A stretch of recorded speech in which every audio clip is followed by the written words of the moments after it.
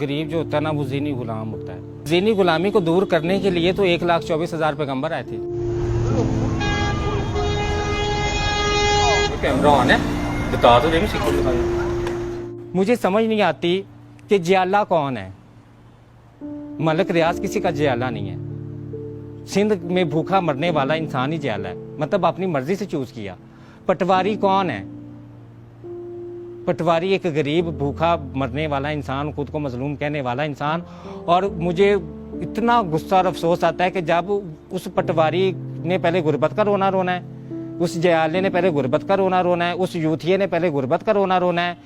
जब उनसे कहा जाना है कि तुम बदलो, तुम कोशिश करो, तुम मेहनत करो, तो वो कहेंगे नहीं नहीं नहीं, ऐसे की नहीं करिए, हम कैसे करें, ये तो हुकूमत की जिम्मेदारी है। हमें करोड़पति बनाना हुकूमत की जिम्मेदारी है। हमारे घरों में महल बनाना, हमें सहूलियात फराम करना, हमें फ्री में खाना पीना, बिजली, गैस, हर चीज़ फराम करना, वो हुकूमत की जिम्मेदारी। अमीर ये सब कुछ नहीं करता। अमीर अपनी रिस्पॉन्सिबिलिटी खुद लेता है, वो मेहनत करता है, वो कोशिश करता है, वो बार बार नाकाम होने के बावजूद भी मायूस नहीं होता, वो कोशिश करके तो हासिल करता है। तो गरीब क्या करता है, एक दफ़ा कोशिश करेगा, वो हार जाएगा, मायूस हो जाएगा। मेरी किस्मत में ये लिखा था, जो अल्लाह को मंजूर है। मेरी नाउज़ बिल्लाह, अल्लाह ने किसी की किस्मत बुरी लिखी हुई है। मतलब कोई इंसान कैसे ये तसव्वुर कर सकता है कि अल्लाह ने मेरी किस्मत नाउज़ बिल्लाह बुरी लिखी हुई है? अल्लाह ने किसी की किस्मत बुरी नहीं लिखी। अल्लाह ने तो कहा है कि जो चाहोगे, जिस चीज़ की तमन्ना करोगे वही मिलेगा। अमीर अपने काम से काम रखता है, ये उसमें खसलत है। आप किसी अमीर के घर में चले जाओ, साथ वाली कोठी में नहीं पता होता कौन रहता है कौन नहीं रहता, कितने लोग रहते हैं। अपने मोहल्ले में गरीब अमीर एक दूसरे से पूछ रहा होता है, आप कहाँ, इधर ही रहते हैं, इस घर में साथ वाले में? अच्छा अच्छा। तो गरीब से पूछ लो तो गरीब सारे मोहल्ले का चस्का लेने जाएगा, किसके घर में क्या हो रहा है, किसके घर में कौन सी लड़ाई हो रही है, किसकी बीवी किसके साथ सेट है, किसके साथ अफेयर है, किसका किसके साथ क्या हो रहा है। तो ये सारी चीज़ें गरीब के अंदर, इसलिए वो गरीब है, क्योंकि उसको फिक्र 24 घंटे लोगों की किरदार की है। उसको 24 घंटे ये फिक्र है कि कौन जनती कौन दोज़गी है। मैं आपने देखा कि अमीर बड़ा एक वसी सोच रखता है, वो किसी पे ऐसे तोहमतें नहीं लगाता कि तुम जनती हो, तुम दोज़गी हो तुमने ये काम कर दिया, अब तो क़यामत आ जाएगी, अब तो तुम अल्लाह का कहर बर्दाश्त करोगे, नाउज़ बिल्लाह अस्तगफिरुल्लाह, अब तो ये करोगे, अब तो तुम इंसान ने ये गलती कर दी, अब तो ये माफ़ी करो। अमीर ऐसा नहीं कहता, ये गरीब इंसान की मेंटालिटी है। और अमीर को देख लें, उससे पूछने, वो इलेक्शन पे बात करेगा, वो मुल्क की सियासी हालात पे बात करेगा। अगर वो कहीं पे स्टॉक मार्केट गिर रही है, कहीं पे बढ़ रही है, कहीं सोना गिर रहा है, कहीं बढ़ रहा है, वो हर चीज़ पे नज़र रखेगा कि भाई मैंने कारोबार करना है, मैंने अपना एक दुनिया में एक अच्छी ज़िंदगी गुजारनी है, सक्सेसफुल लाइफ गुजारनी है। सक्सेसफुल दुनिया भी सक्सेसफुल लाइफ है ना ये।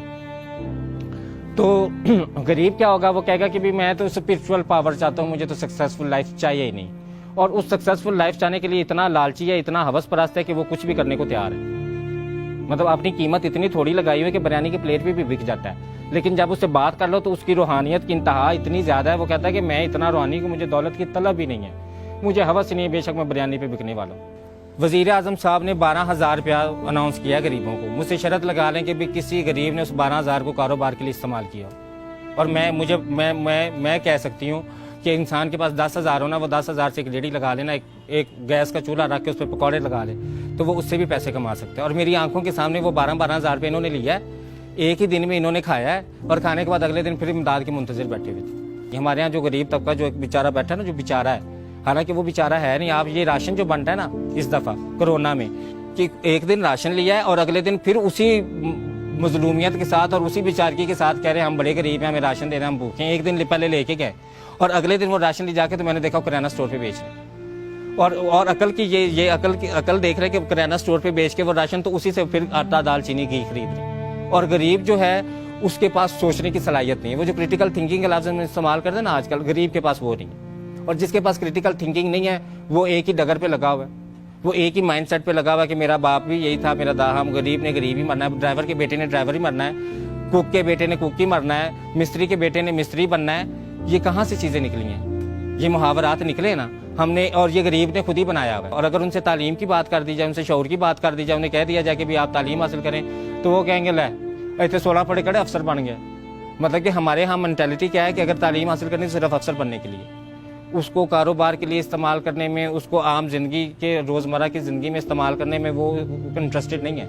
नौकर गुलाम है, नौकरी का लफ्ज़ ये गुलामी। आप किसी की भी नौकरी करें तो वो आपको इतनी उजरत दे दे कि आप अपनी सिर्फ खाना खा सकें। तो गुलाम के साथ क्या किया जाता था कि गुलाम से सारा दिन काम करवाया जाता था, आखिर में उसको इतना खाना दे दिया जाता था कि जिससे वो पेट भर के वो खा ले, उसको वो जोड़ ना सके, वो बचा ना सके।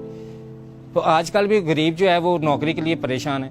आजकल हर मिडिल क्लास बंदा, हर लोअर मिडिल क्लास बंदा अपने बच्चे की नौकरी के लिए परेशान है, कारोबार के लिए नहीं। कोई नहीं कहता कि मैंने इसे एंटरप्रेन्योरशिप इसको दिलानी है, मैंने इसको कारोबारी बनाना है, मैंने इसको तजारत सिखानी है। अब मैंने ये चीज़ें कुछ नोट की अमीरों के अंदर। एक तो अमीर पंक्चुअल होते हैं, वक्त के पाबंद होते हैं।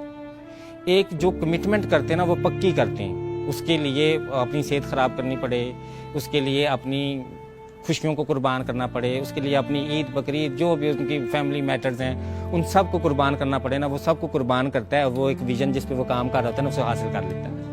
और एक अमीर की मैंने और सबसे अच्छी आदत ये देखी है कि वो फजूल खर्च नहीं होता। मैंने अक्सर अमीरों से कहा कि भाई तुम लोग इतने कंजूस क्यों होते, तो वो हंस के कहते हैं कि हम इसीलिए अमीर हैं कि हम कंजूस हैं।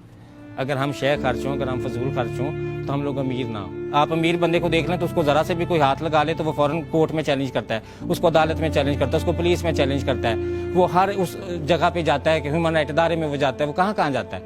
गरीब कहीं पर भी नहीं जाता। गरीब बस यही कहता है असी लुट गए, असी मारे गए, असी बर्बाद हो गए।